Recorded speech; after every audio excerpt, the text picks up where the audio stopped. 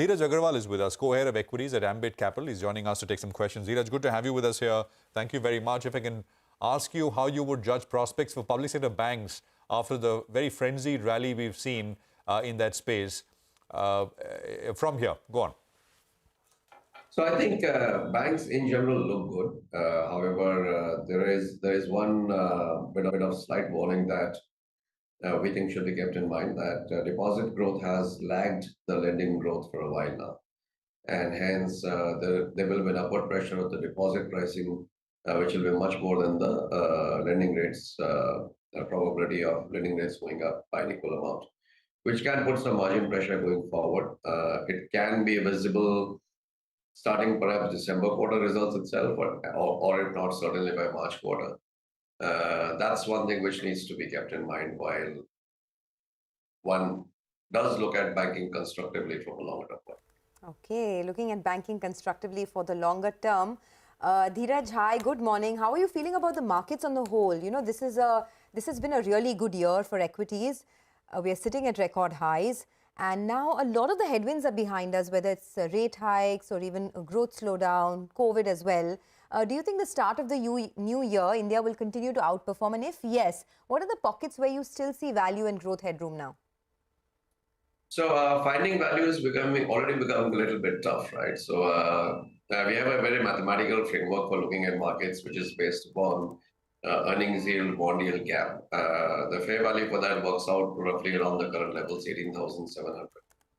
However, markets in positive sentiment time can actually stretch to, while there is a EY, BY mean value, if you look at the maximum gap it can create, and then maximum level it can possibly go to 20,000, 20,500 range. Anything beyond that, I think, is going to be a little bit of a stretch. So while a lot of headwinds have receded, possibly a lot of that headwinds receding is already getting reflected in the valuations. So it's trending up. I think it'll be more of a stock pickers market going into next year. Expecting a runaway Nifty is going to be a little bit of an optimism. One of the big headwind which has receded has been crude prices, right, and commodities in general, and that provides a good tailwind, at least for the first half of the year. Dheeraj, morning, Rima here.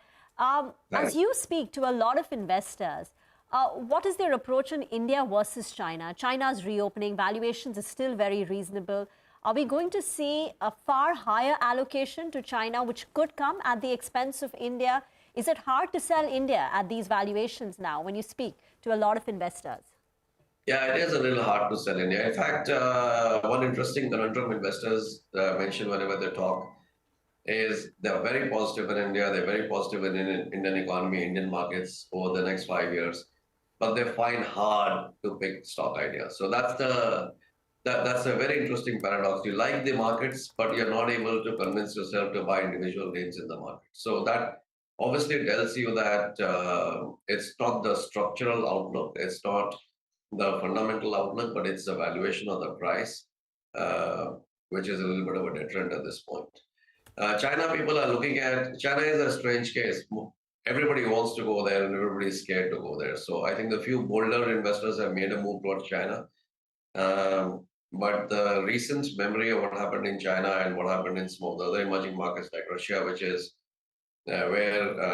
are prone to sudden shocks because of regulatory intervention or regulatory decisions, people are still a little scared. So I think there is some shift towards China at this point of time, but I don't think it's a flood yet. Okay, some shift towards China. Let's talk about some pockets back home, right? Consumption has come back in a big way. In autos, it's kind of a mixed bag because there are some pockets that are seeing a huge recovery. We were just reading about how TVS is all set to become the #1 electric vehicle two-wheeler player in India with the iQube. And then on the other hand, there are names like Tata Motors that are getting hit because of what's happening in China. How do you differentiate here, and where are the pockets of strength according to you? So in consumption, actually, what has been happening in India, not just recently, but over the last few years, is bottom of the pyramid is actually struggling, and it's the middle of the pyramid or slightly upper end of the pyramid where consumption is very, very strong. So which is why depending upon which set of data you're looking at, sometimes one gets a very strong view of what the consumption demand in India, and sometimes a very weak view.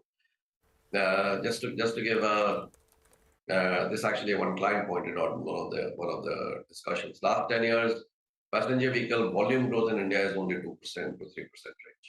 That tells you that very few new buyers are coming into the car buying segment, right?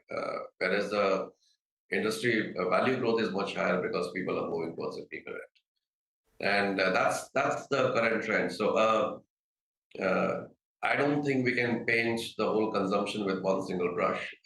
Any business catering to premiumization and formalization tends to grow a little faster than the overall industry growth. Any business catering more to mass is still in a little bit of a struggle zone. Which are the sectors or themes you would avoid on the back of high valuations right now, Dheeraj? So a lot of consumer discretionary we have got, I mean, barring one or two names, we have got sales on most. Same with most FMCG.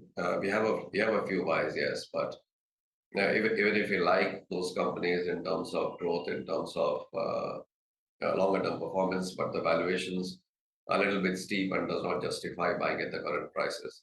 Just yesterday, we initiated on industrial automation. Again, while the demand is coming back and the growth rate in the next few years is going to look significantly better than the growth rate of the last decade, but between 60 times to 85 times valuation still do not justify buying these names. Probably more than what is happening is built into the price. So a large section of the market falls in a similar category, where the earnings performance or the company performance may be decent, but the valuations no longer justify buying the prices. Okay, defense stocks have been the big wealth creators in the recent past, whether it's Bharat Dynamics, Bharat Electronics, Hindustan Aeronautics. But these are companies that have already displayed their strength, right? Both in terms of earnings as well as the stock price. You think there's more to go in this space, or has it been juiced out already? We don't cover defense as a sector yet, so I'm a little out of depth there. I'll ask this question. Dheeraj, one theme which has emerged in the last couple of months has been India's emerging as a very strong factory for smartphone manufacturing, right? Apple now producing the latest iPhone models in India in the same year as China. That's gotten a lot of people excited.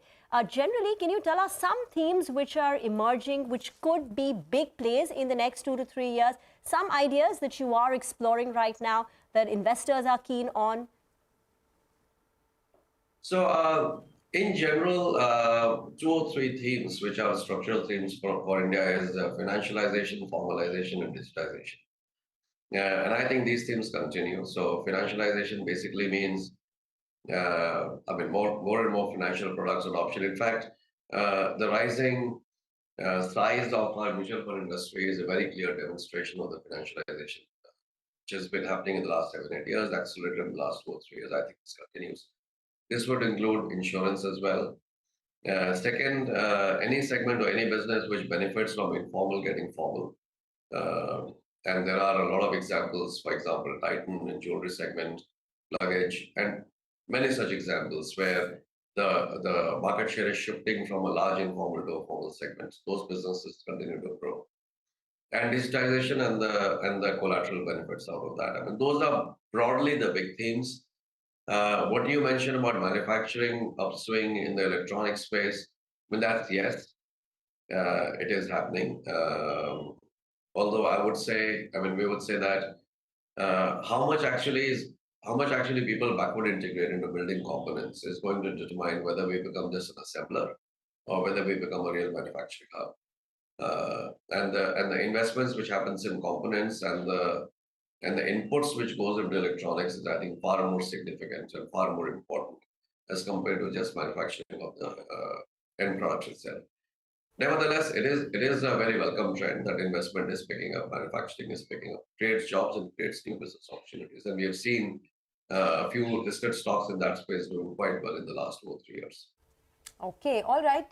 We will leave it at that. Dheeraj, thanks a lot for joining in and have a great 2023. Happy New Year to you and your team at Ambit. And, we hope to see you again in the new year.